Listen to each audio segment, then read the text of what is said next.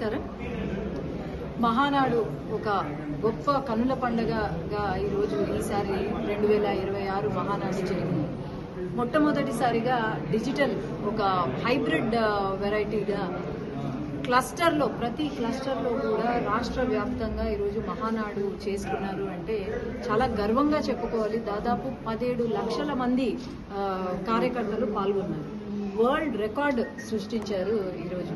ఎందుకంటే ప్రతి మీటింగ్కి 5-6 లక్షల మంది కన్నా ఎక్కువ రారు. కానీ ఈసారి ప్రతి క్లస్టర్, ప్రతి ఇంటి నుంచి 2-3 వెళ్ళి ఈరోజు పాల్గొన్నారు అంటే తెలుగుదేశం పార్టీ పైన ఉన్న ప్రేమ ఏంటో కార్యకర్తలకు అనేది ఈసారి తెలియడం జరిగిందన్నమాట.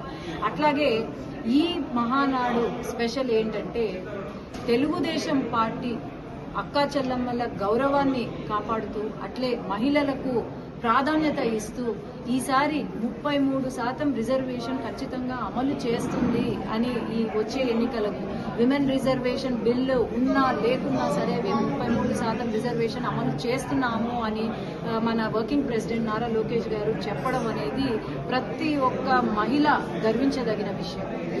ఆనాడు ఎన్టీ రామారావు గారు మహిళల కోసం పెట్టిన, నా అక్క చెల్లెమ్మల కోసం ఈ పార్టీ పెట్టినాను అని ఆనాడు చెప్పారు. ఆనాడు 50% రిజర్వేషన్ ప్రభుత్వ ఉద్యోగాల్లో అయితేనేమి, లేకపోతే లోకల్ బాడీ ఎన్నికలకైతేనేమి మహిళలు వంటింటికే పరిమితం కాదు అని చెప్పి బయటికి వచ్చి వాళ్లకు విశ్వవిద్యాలయం, పద్మావతి విశ్వవిద్యాలయం మొట్టమొదటిసారిగా దేశంలోనే ఫస్ట్ మహిళలకు ఒక విశ్వవిద్యాలయాన్ని ఏర్పాటు చేసి ఈరోజు మహిళలు ఒక స్థాయిలో ఉన్నారు, వాళ్ళ కాళ్ళపైన వాళ్ళు నిలబడుతున్నారు అంటే ఆనాడు ఎన్టీ రామారావు తీసుకున్న అడుగులే తప్ప ఇంకేమీ కాదు. అట్లాగే మనకు గుర్తొచ్చేది ఎన్టీ రామారావు గారు ఎంత ప్రాధాన్యత ఇచ్చారో ఆ తర్వాత చంద్రబాబు నాయుడు గారు డ్వాక్రా సంఘాలు పెట్టి ఈరోజు డ్వాక్రా సంఘాలు దాదాపు 12 లక్షలకు పైన డ్వాక్రా గ్రూపులు ఉన్నాయి. అట్లాగే 1 కోటి పైన డ్వాక్రా మహిళలు ఉన్నారు. అట్లాగే బ్యాంక్ లింకేజ్ ద్వారా కోట్ల లక్షలు మనకు ఇది హెల్ప్ చేస్తున్నారు. అట్లా ఎన్నో మంచి పథకాలు తీసుకొచ్చారు మన సీఎం గారు.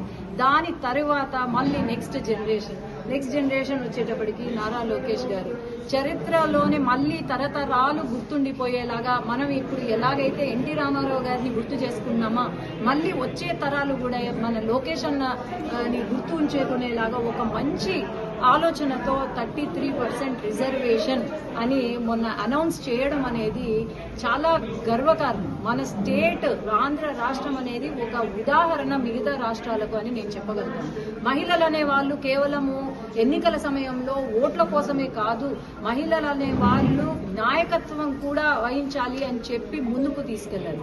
అట్లాగే మీరు ఒకటి గమనించాలి, మహిళలు రాజకీయాల్లో ఎందుకు అవసరమా అని చాలా మంది వైసీపీ వాళ్ళు వాగుతున్నారు. వైసీపీ నాయకులకు ఒకటే చెప్పేది, ఈ రోజు మహిళలు వచ్చినారంటే క్లీన్ పాలిటిక్స్ మొదలవుతుంది. ఖచ్చితంగా మీలాంటి గొడ్డలి పార్టీలో ఉన్న నాయకులు మళ్ళీ రాజకీయాల గురించి ఆలోచన చేయకుండా జరిగేదే ఈరోజు ఒక మార్పు తీసుకొస్తుంది. అట్లాగే ఒక మహిళ చదువుకుంటే కుటుంబం ఎంత బాగుపడుతుందో మహిళలు రాజకీయంలోకి వస్తే కూడా దేశం, రాష్ట్రం కూడా బాగుపడుతుంది అనే ముఖ్య ఉద్దేశంతో ఈరోజు మహిళా రిజర్వేషన్ 33% చేసి ముందు ఎన్నికలలో మహిళల సత్తా ఏంటో నిరూపిస్తాము అని నేను తెలియజేసుకుంటున్నాను.